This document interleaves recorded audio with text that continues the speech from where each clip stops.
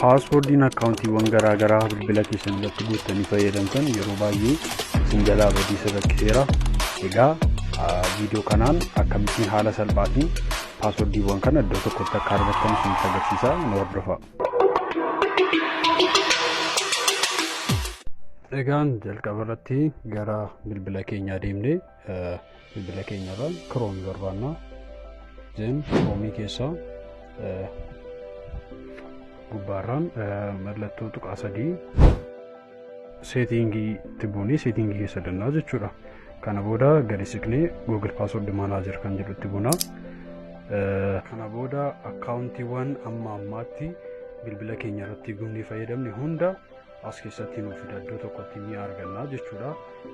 So akkaawuntiiwwan jalaa badee yookaan immoo paaswordii isaa kan wallaallee kana keessa barbaannee itti buunee paaswordii isaa argachuu ni dandeenya jechuudha.